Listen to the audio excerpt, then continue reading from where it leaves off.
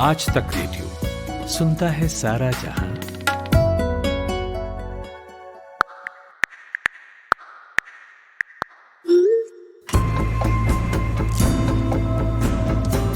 नमस्कार, ये पॉडकास्ट है। मैं नितिन ठाकुर हूँ। भारत चीन के बीच एलएसी पर तनाव है, बातचीत भी चल रही है, गोलियां भी चल रही हैं। 45 साल में पहली बार टेंशन इतनी हाई है।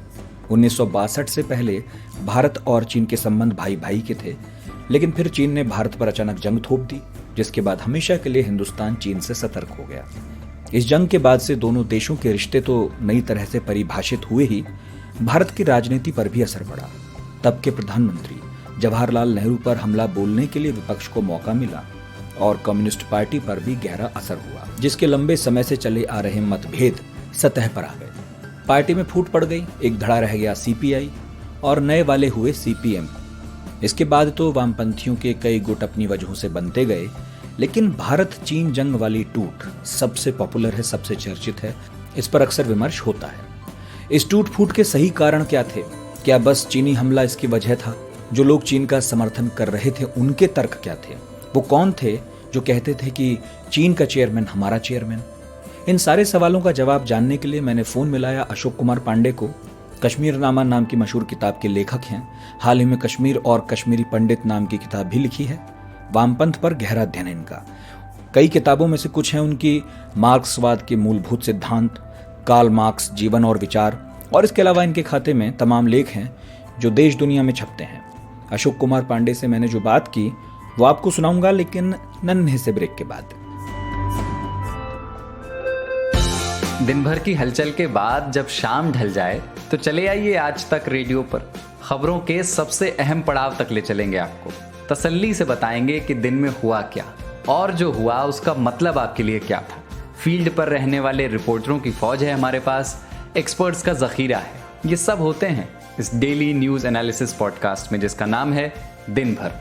सोमवार से शुक्रवार हर शाम आज तक रेडियो पर। मेरा पहला सवाल तो यही है अशोक जी कि 62 के बाद कम्युनिस्टों की दो फाड़ के कई कारणों में से क्या एक चीन भारत वाली जंग थी? और कई लोग नारे लगाते थे चीन का चेयरमैन हमारा चेयरमैन।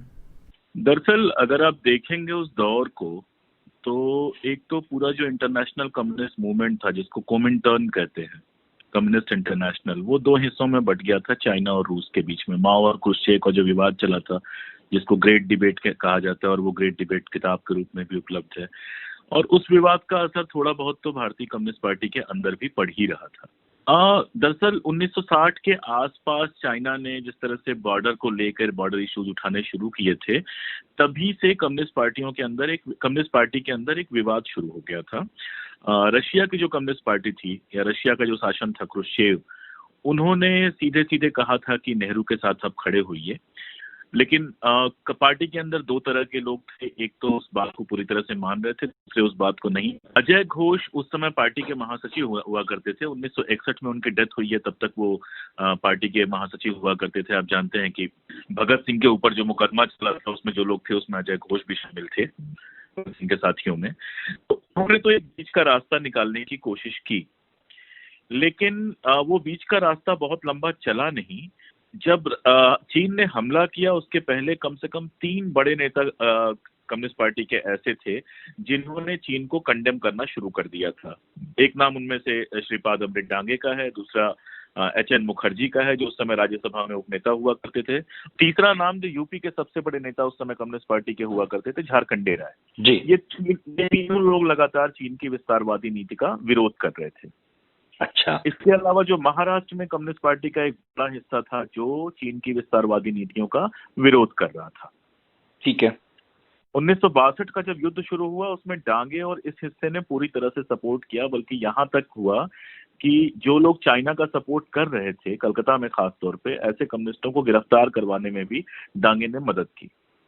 अच्छा, इसके बाद ही जुलाई 1964 में पार्टी दो हिस्सों में पूरी तरह से बट गई थी।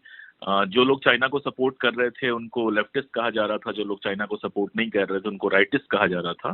तो जो चाइना के सपोर्ट करने वाले थे वो लोग पार्टी से अलग हुए और उन लोगों ने सीपीआई-एम बनाई।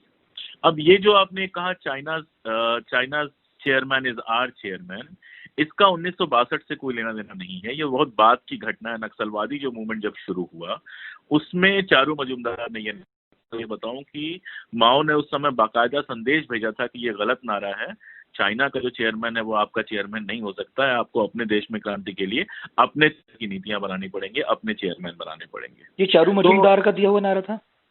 हाँ, ये चारू मजूमदार का दिया हुआ नारा था जी। इसके पहले कम्युनिस्ट पार्टी में ये नारा नहीं लगाया जा रहा था।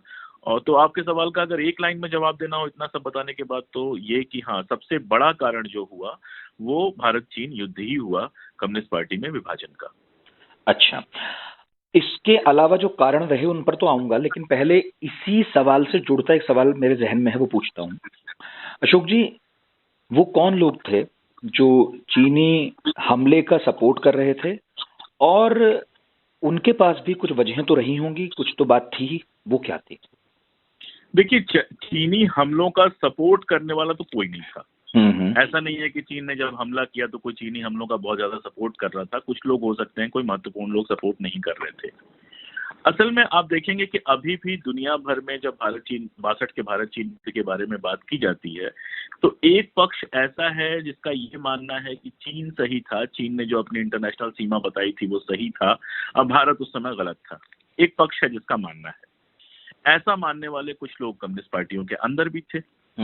तो उन लोगों ने कहा, जो अजय घोष वाला जो मैं कलकत्ता डिक्लेरेशन की बात कर रहा हूँ उसमें उन्होंने कहा कि भारत का जो मैकमोहन लाइन सीमा है वो उतनी ही पवित्र है जितनी चीन ने जो अपनी सीमा बताई है वो पवित्र है। तो ये एक बीच का रास्ता था। इसमें इशारा ये था कि दोनों की अपनी अपनी सीमाएं सही हैं, आपस में बातचीत करके इस मुद्दे को निपटाया जाए, इस पर युद्ध नहीं होना चाहिए। लेकिन मतलब ये तो आपका अपना विचार हो सकता है ना, कम्युनिस्ट पार्टी तो सुन नहीं रही थी वहां की, चाइना तो सुन नहीं रहा था। बिल्कुल। और अब तो ये साबित हो चुका है कि चाइना अपने पूरे व्यवहार में विस्तारवादी है। तो उसने इसका फायदा उठाया और भारत के ऊपर वो युद्ध थोपा, जिसकी वजह से आप जानते हैं कि कितनी परेशानियां हुई, और आज भी वो यही काम दोहरा रहा है। नहीं, तो जो यहाँ पर कम्युनिस्टों में जो एक गुट था, चाहे वो थोड़े लोगों का ही रहा हो, जो चीन के हमले का तो नहीं कहता, चलिए ये कहता हूं कि चीन की सरकार का समर्थन कर रहा था, क्या उसके अंदर एक ये वैचारिक संकट भी था? क्या वो ये मानते थे कि जो चीन हमला कर रहा है, भारत पर प्रभुत्व जमाने का प्रयास कर रहा है, वो किसी वामपंथ के प्रचार प्रसार का अंग है? क्या वो ऐसा मानते थे कि कोई बात नहीं, ये तो वामपंथ का प्रचार प्रसार हो रहा है? नहीं, ऐसा बिल्कुल ही नहीं मानते थे। ऐसा बिल्कुल, देखिए ये बहुत सरलीकरण हो जाएगा ये कहना कि वो मानते थे कि वामपंथ के प्रचार प्रसार का हिस्सा है और यहाँ उनका शासन हो जाएगा तो वामपंथ आ जाएगा। इस तरह की सोच नहीं थी। सारा का सारा जो मामला था वो दरअसल सीमा को लेकर मामला था, सीमा विवाद को लेकर अपनी समझ का मामला था। और एक और मामला था जो मैंने आपको शुरू में बताया कि चीन और रूस के बीच में जो विवाद चल रहा था उसमें हमारे यहाँ के हमारी कम्युनिस्ट पार्टी के एक हिस्से ने चीन को सही माना, तो वो चीन के साथ लगातार खड़ा हो रहा था। मैं ये पूछ रहा था कि बहुत सारे लोग जो थे जिन्होंने पार्टी तोड़ी और नई पार्टी फॉर्म की, वो प्रो चाइना थे। हाँ, मेरा बात से ये हुआ कि सीपीआई को प्रो रशिया माना जाता था और सीपीएम को प्रो चाइना। आने वाले चुनाव में जो बंगाल में हुए, सीपीएम ने जीत बड़ी हासिल की, केरल में भी मेरा ख्याल है सीपीएम ने ही लीड किया, और जो प्रो इंडिया स्टांस लेने वाली सीपीआई थी वो पिछड़ गई। ये ठीक है? हाँ ठीक है, प्रो इंडिया मत कहिए आप उसको उस तरह से। प्रो इंडिया दोनों ही थे, कोई प्रो रशिया नहीं था। प्रो रशिया कहूँ, वो आइडियोलॉजिकल मामला ज्यादा था, रशिया और चाइना के साथ जाके खड़ा होने का मामला नहीं था। वो कम था। पूरी दुनिया की कम्युनिस्ट पार्टियां दो हिस्सों में बटी थी, चाइना और रशिया के समर्थन में। तो ये कोई चाइना और रशिया का समर्थन नहीं था, वो इतने कम समय में बात नहीं की जा सकती है। अशोक जी, मॉडल का समर्थन था, चीनी मॉडल। वो मॉडल का समर्थन था, क्रांतिकारी अवधारणा का समर्थन था। और वो इस चीज का समर्थन था कि कुछ लोग मानते थे कि रशियन तरीके से इंकलाब आएगा, कुछ लोग मानते थे कि चाइनीज तरीके से इंकलाब आएगा। इसका मतलब ये नहीं था कि वो चाइना के नागरिक हो गए थे या चाइना के अंधभक्त हो गए थे या हिंदुस्तान या भारत से गद्दारी कर रहे थे, ऐसा नहीं था। ऐसा ये बिल्कुल बेकार की बात है। ये कौन लोग हैं जिन्होंने इतना सरलीकरण कर दिया है कि कम्युनिस्ट तो जो हैं चीन के प्रति झुकाव रखते हैं, या फिर इनका मक्का तो रूस में है? ये वो कौन लोग हैं? ये वही लोग हैं जो अपने राज्यों में चीन का निवेश होने पर इतना खुश होते हैं कि उसका जोर जोर से ढोल बजाते हैं और बताते हैं, और उसके बाद कम्युनिस्टों के ऊपर आरोप लगाते हैं। ये वही लोग हैं जो चीन का हर तरह से स्वागत करते हैं। ये वही लोग हैं जो चीन के निवेश के लिए सबसे बड़ा रास्ता खोलते हैं और उसके बाद आरोप कम्युनिस्टों के ऊपर लगाते हैं। देखिए, अंतर्राष्ट्रीय संगठनों से दोस्तियां, दुश्मनियां अगर आप देखेंगे तो केवल कम्युनिस्टों का मामला नहीं है। आप किसी भी पार्टी को उठाकर देखेंगे तो इंटरनेशनल ऑर्गेनाइजेशन के साथ उनका अपने तरीके का जुड़ाव होता है। जैसे समाजवादी पार्टियों का बताऊं, समाजवादी पार्टियों का भी इंटरनेशनल लेवल पर जुड़ाव होता है। एक जमाने में जर्मनी में और बाकी देशों में इनकी दुनिया भर के समाजवादियों की मीटिंग हुआ करती थी, जिसमें वो लोग जाते थे। ग्लोबल भाईचारा है। फोरम आपने देखा था, वर्ल्ड सोशलिस्ट फोरम में बहुत सारे लोग शामिल थे। तो इस तरह का अंतर्राष्ट्रीय स्तर का जो एका होता है, अगर आप सुभाष बाबू या नेहरू की जीवनी उठाकर पढ़ें तो सुभाष बाबू ने अपनी जिंदगी का बड़ा हिस्सा जो है वो बाकी देशों में घूमकर, यूरोप के देशों में घूमकर भारतीय आजादी के लिए समर्थन जुटाने की कोशिश में लगाया था। ठीक बात है। तो अब जो मान लीजिए कि इंग्लैंड के जो लोग हिंदुस्तान की आजादी का समर्थन कर रहे थे, क्या आप उनको गद्दार कहेंगे? तो हर पार्टी की नीतियां राष्ट्रीय अंतर्राष्ट्रीय होती हैं। इसका सरलीकरण करके गद्दार और देशभक्त की परिभाषा बना देना, ये एक साजिश है और एक मूर्खता है, दोनों ही है। अच्छा, एक सवाल जो मैं पूछ रहा था उसका जवाब रह गया, शायद मैं भी ठीक से नहीं पूछ सका। जो चीनी मॉडल को मानने वाले कम्युनिस्ट थे, उन्होंने नई पार्टी फॉर्म की और केरल और बंगाल के अंदर विधानसभा चुनाव में बढ़त हासिल की। फिर मैं ये पूछ रहा था कि क्या ये माना जाए कि जो कम्युनिज्म का चीनी मॉडल है उसको वहां की जनता ने, जो तत्कालीन वोटर थे, उसे मंजूर किया था और रूसी मॉडल को दरकिनार किया था? मुझे नहीं लगता है कि जनता इतना पढ़ती है रूसी मॉडल और चाइनीज मॉडल। जो नेता होते हैं जनता के सामने, उन्होंने जनता के बीच में जो काम किया होता है, जो वादे कर रहे होते हैं, जनता उस पर वोट देती है। आप देखिए कि उसके बाद सीपीएम भी दो हिस्सों में बट गई। एक हिस्सा चारू मजूमदार के समय जब स्लाइड क्रांति का मामला आया और चारू मजूमदार ने सीपीआई एमएल बनाई, मार्क्सिस्ट लेनिनिस्ट कहा खुद को। तो और उन्होंने कहा कि हम चाइनीज मॉडल को के सही संवाहक है, ये लोग नहीं है। उसके बावजूद पश्चिम बंगाल में सीपीएम चुनाव जीतती रही। नक्सलाइट मूवमेंट को भी अपने तरीके का युवाओं का समर्थन मिला। तो ये जो मुझे लगता है कि बहुत थियोरेटिकल सैद्धांतिक जो बहसें होती हैं, ये ऊपर के स्तर पे होती हैं। जनता अपना वोट इन चीजों पर डिसाइड नहीं करती है। ठीक है, मेरे आखिरी दो सवाल, और मुझे मालूम है कि ये विषय बहुत लंबा है, कभी किसी वक्त मौका मिलेगा तो लंबे बात करेंगे, लेकिन चूंकि आज ये जिक्र छेड़ा है तो दो सवाल और हैं आखिरी के। पहला तो ये, उसमें ये जो चीनी मॉडल को मानने वाली नई पार्टी थी और इसने केरल और बंगाल में सत्ता की भागीदारी भी हासिल की, ये तो भारतीय संविधान या चुनावों को नहीं मानती थी शायद, मतलब भारतीय संविधान ना कहूं, लोकतंत्र को नहीं मानती थी मोटे तौर पर। तो मैं जैसा पढ़ता हूँ, रामचंद्र गुहा की किताब में भी पढ़ता हूँ। तो अब ये भी अपने आप में एक अजीब समझदारी है कि लोकतंत्र को नहीं मानती थी लेकिन लोकतांत्रिक तरीके से चुनाव लड़ी। और आप ही के लॉजिक को अगर मैं आगे बढ़ाऊं तो बाद में तो बंगाल में वाम मोर्चा बना, वाम मोर्चा में सीपीएम भी शामिल हुआ, सीपीआई भी शामिल हुआ और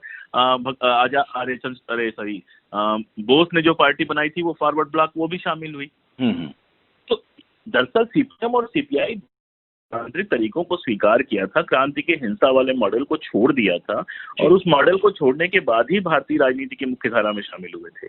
जो इसको नहीं मानते थे नक्सलाइट्स, वो अलग थे। उन्होंने फिर चुनाव में हिस्सेदारी नहीं की, उन्होंने सशस्त्र क्रांति की बात की, उनका राज्य के साथ अपने तरीके से युद्ध चला और चल रहा है। इन दोनों पार्टियों ने भारतीय संविधान को स्वीकार किया और भारत संवैधानिक तरीकों से समाजवादी समाज बनाने की तरफ आगे बढ़े। अब वो कम्युनिस्ट नीतियों पे कितना सही है, गलत है, उसमें क्या समस्याएं हैं, वो अलग से देखा जा सकता है। अगर मैं बॉटम लाइन ये कहूँ तो आप सहमत होंगे कि असहमत कि भारत की कम्युनिस्ट पार्टियों ने अपना एक वामपंथी मॉडल तैयार किया, एक भारतीय मॉडल तैयार कर लिया? बिल्कुल, दुनिया में हर कम्युनिस्ट पार्टी को अपने देश के हिसाब से अपना मॉडल तैयार करना होता है। इन्होंने भी अपना मॉडल तैयार किया, उसमें कितना सफल हुए कितना नहीं सफल हुए ये एक अलग बात है। वो अलग बात है। आखिरी सवाल अशोक जी मेरा, आपसे पहले ही मैंने जो सवाल पूछा वहां पर ये कहा भी था कि एक कारण था चीन का हमला तो दो फाड़ होने का, कई और भी कारण थे। मुझे संक्षेप में बता पाएंगे कि और क्या क्या कारण थे?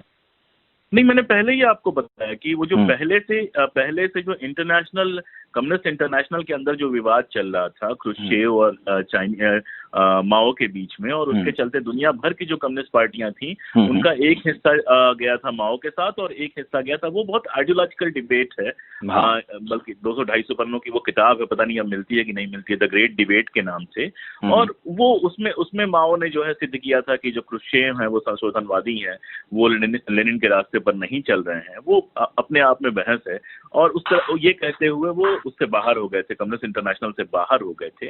इसीलिए आप देखते हैं हैं कि पूरी दुनिया की कम्युनिस्ट पार्टियों में उस समय या तो विभाजन हुए या दुनिया कम्युनिस्ट पार्टियां जो हैं इस तरफ या उस तरफ चली गई। तो वो एक विवाद अंदर अंदर चल रहा था। मुझे नहीं लगता है, जितना इतिहास मैंने पढ़ा है, कि इसमें किसी व्यक्तिगत या किसी और तरह के स्वार्थ की कोई भूमिका थी।